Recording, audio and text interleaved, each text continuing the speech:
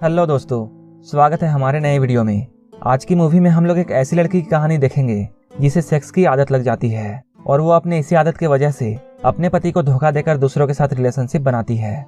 ये मूवी काफी इंटरेस्टिंग है जिसे 2014 में रिलीज किया गया था और इस मूवी का नाम है एडिक्टेड। तो चलिए इस मूवी को शुरू करते हैं। इस मूवी के शुरुआत में हम लोग एक लड़की को देखते हैं जिसका नाम जोई है, जो कि एक साइकियाट्रिस्ट के पास जाती है और वो डॉक्टर को अपने बारे में बताने लगती है।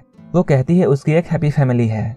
यहीं पे मूवी फ्लैशबैक में जाती है और हमें 6 महीने पहले का सीन दिखाया जाता है, जहां हम जोई के हस्बैंड और उसके 2 बच्चों को देखते हैं। जोई के हस्बैंड का नाम जैसन है और जैसन की मॉम भी इन लोगों के साथ रहती है। ये सारे लोग साथ में बहुत खुश थे। जैसन पेंटिंग सेल और बाइक का बिजनेस करता था और उसका बिजनेस काफी अच्छा चल रहा था। जोई भी एक कंपनी में काम करती है और उसके कंपनी का काम होता है दूसरे लोगों के आर्ट को सेल कराना जिनकी पहचान मार्केट में नहीं है। और जोई का भी काम बहुत अच्छा चल रहा था। इसके बाद हम लोग जोई और जैसन को घर में देखते हैं।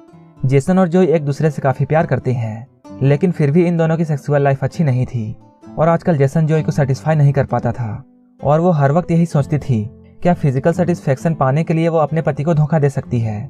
जोई जब अपने ऑफिस में काम कर रही होती है उस वक्त वहाँ एक क्विंटन नाम का लड़का आता है जो कि काफी अच्छा आर्टिस्ट था और वो बहुत अच्छी पेंटिंग बनाता था, लेकिन अभी तक उसकी कोई भी पहचान नहीं थी। इसलिए वो जोई के पास जाता है ताकि वो जोई की कंपनी के जरिए अपनी पेंटिंग को बिकवा सके। जोई को जब इस बात का पता चलता है तब वो क्विंटन के पास जाकर उसकी पेंटिंग्स को देखती है और वो उससे एक कॉन्ट्रैक्ट करती है और वो उससे एक कॉन्ट्रैक्ट पर साइन करवाकर उसकी सभी पेंटिंग्स को अपनी कंपनी के जरिए बेचने का वादा करती है। यहीं पे इन दोनों की दोस्ती होती है। धीरे धीरे क्विंटन जोई से फ्लर्ट करने लगता है।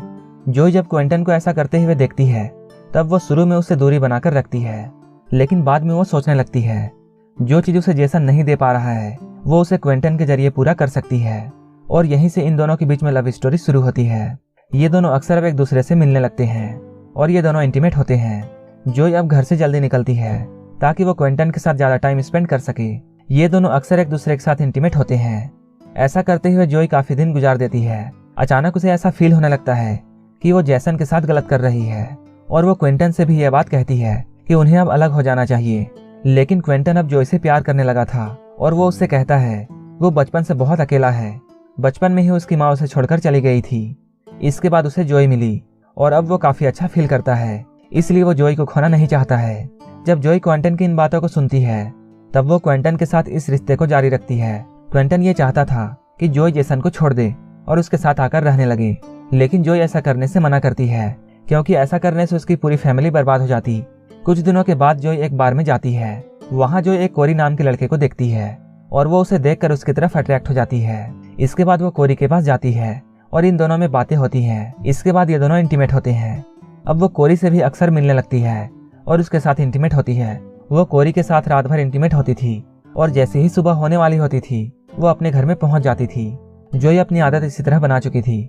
जोई काफी दिनों तक ऐसा करती है। जैसन भी इस बात को नोटिस करता है और धीरे धीरे उसे जोई पर शक होने लगता है और वो इसके बारे में उससे पूछता है। जोई उससे बोलती है तुम्हें मुझ पर शक नहीं करना चाहिए, क्योंकि जैसन भी अक्सर ऑफिस से लेट आया करता था। और जोई जैसन से ये बोलती है तुम भी अक्सर ऑफिस से लेट घर आते थे, लेकिन मैंने तुम्हें कभी ऐसा नहीं कहा है। जैसन को जोई की इस बात पर बहुत गुस्सा आता है और वो कहता है उसके घर आने में जब भी लेट हो जाता था तब वो उसे कॉल करके बता देता था कि वो किस वजह से आज लेट हुआ है। इन दोनों में बहस काफी बढ़ जाती है। इसके बाद जैसन नाराज होकर वहां से चला जाता है। जैसन की बात सुनकर जोई को भी ये एहसास होता है कि वो काफी गलत कर रही है और वो एक सेक्स एडिक्ट बन चुकी है और वो खुद को सेटिस्फाई करने के लिए अपनी ये आदत बना चुकी है। इसके बाद जोई अपनी इस आदत को छोड़ने के लिए थेरेपिस्ट के पास जाती है और यहीं से हमारी मूवी की शुरुआत हुई थी और अब ये मूवी प्रेजेंट टाइम में आती है। उसे इस मैटर में बिल्कुल शांत रहना होगा और उसे ये चीज समझनी होगी कि वो अपनी फिजिकल नीड को कभी भी पूरा नहीं कर सकती है। वो जितना उसे पूरा करने की कोशिश करेगी उसकी भूख और बढ़ती जाएगी।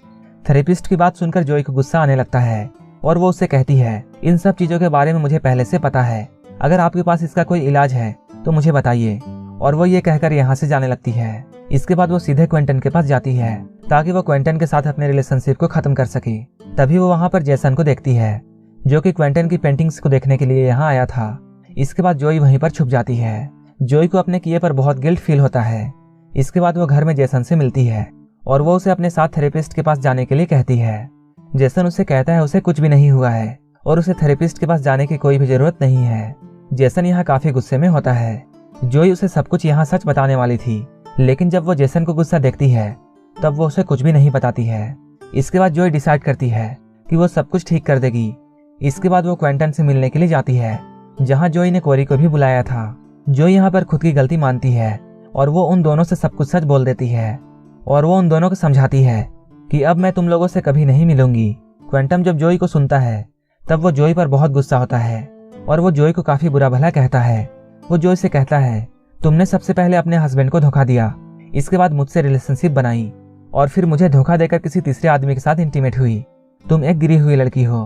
क्वेंटन बहुत ज्यादा गुस्से में आ जाता है और वो कोरी पर अटैक कर देता है और उसे मारकर बेहोश कर देता है। इसके बाद वो जोई को भी मारना चाहता था, लेकिन जोई वहां से भागकर कहीं छुप जाती है। क्वेंटन उसका पीछा करते हुए वहां पहुंच जाता है और वो जोई को मारने के लिए उसे ढूंढने लगता है, लेकिन क्वेंटन उसे ढूंढ लेता है और वो उसे मारने ही वाला होता है। तभी जेसन पीछे से आ जाता है और वो क्वेंटन पर हमला करके उसे बेहोश कर देता है। इसके बाद जेसन को सब कुछ समझ में आ जाता है। जोई उससे माफी मांगने की कोशिश करती है, लेकिन जेसन कुछ भी सुनने को तैयार नहीं था। जोई उससे बोलती है, मुझसे बहुत बड़ी गलती हो चुकी है, प्लीज मुझे माफ कर दो। लेकिन जेसन उसे माफ करने को तैयार नहीं था और वो उसे सजा देना चाहता था और उसकी सजा ये होती कि जेसन उसे अपनी लाइफ से निकाल देता। जोई जेसन से बोलती है, अगर तुमने मुझे अपने दिल से निकाल ही दिया है तब मुझे इस दुनिया से भी निकल जाना चाहिए। जैसे ही वो सड़क पर पहुंचती है, एक गाड़ी से उसका एक्सीडेंट हो जाता है। जेसन जब ये सब देखता है तब वो जल्दी से जोई को हॉस्पिटल पहुंचाता है। धीरे धीरे जोई ठीक होने लगती है, लेकिन जेसन डिसाइड कर चुका था कि वो अब जोई के साथ रहना नहीं चाहता है और वो उसे अपने बच्चों से भी दूर कर देगा और अपनी फैमिली से बिल्कुल निकाल देगा। इसके बाद जेसन जोई को लेकर अपने घर जाता है। वहां जेसन की मॉम उसे समझाती है कि उसे जोई को माफ कर देना चाहिए। अगर वो उसे माफ नहीं करता है तब इसका असर सीधे बच्चों पर पड़ेगा और बच्चों की परवरिश अच्छे से नहीं होगी।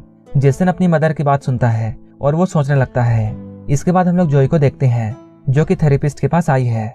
यहाँ काफी लोग होते हैं, सारे लोग अपनी प्रॉब्लम शेयर कर रहे थे। जोई उन लोगों से कहती है वो एक सेक्स एडिक्ट बन चुकी थी और अपनी इसी आदत के कारण उसने अपनी फैमिली को बर्बाद कर दिया। उसे इस बात का बहुत अफसोस है और वो अब अपनी फैमिली से दूर नहीं रहना चाहती है और अब वो अपनी फैमिली को पाना चाहती है। इसके लिए उसे कुछ भी सजा दी जाए उसे कोई दिक्कत नहीं है, वो हंसकर उस सजा को एक्सेप्ट कर लेगी। जेसन भी जोई की इन बातों को सुनता है। इसके बाद वो जोई की इन बातों को सुनकर उसे माफ कर देता है और यहीं पर इस मूवी की हैप्पी एंडिंग हो जाती है। अगर आपको ये मूवी अच्छी लगी हो तो एक लाइक जरूर कर देना और ऐसे ही मूवीज के लिए मेरे चैनल को जरूर सब्सक्राइब कर लेना।